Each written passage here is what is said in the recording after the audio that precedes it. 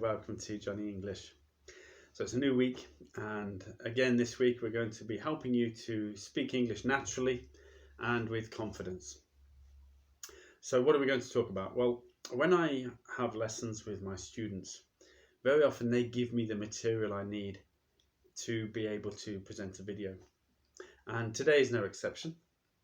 I was talking with some students recently, and one of the things that many students have problems with, many learners of English, is prepositions.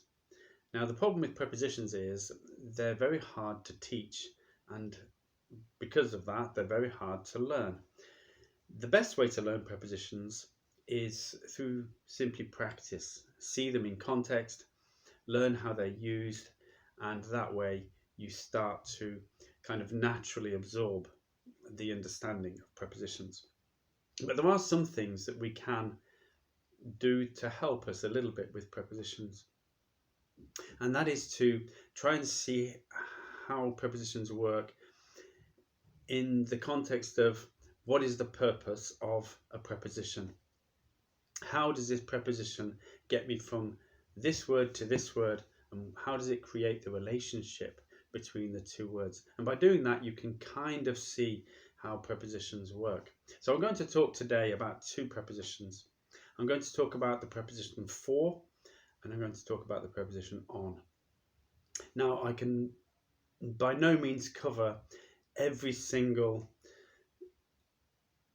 way that these two words are used, but I'm going to cover just two basic ways that they're used, which are very common, and by applying this particular practice you will start to see how they work, and maybe it will help you in speaking English.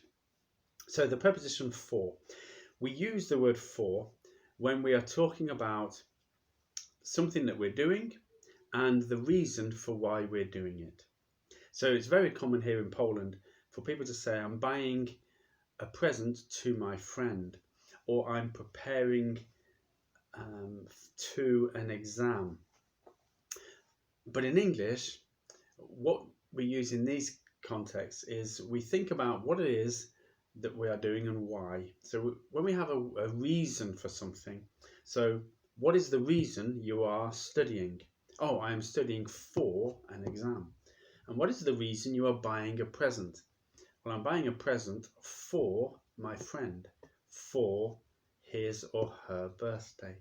So when we have a reason, we very often, but by no means always, but we very often use the preposition for. I'm buying some new shoes for work. I'm preparing lunch for school. I'm buying a present for my friend. So when we have reasons, we use for. And on, we very often use the preposition on when it comes to things that we spend, things that are going to cost us. So what is it that we can spend? Well, we can spend energy, we can spend time, and we can spend money.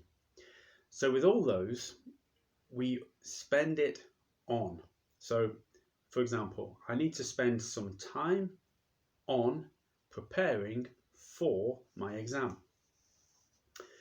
Don't spend too much energy on preparing for the exam because it's cancelled. And I'd never want to spend too much money on expensive things for people's presents.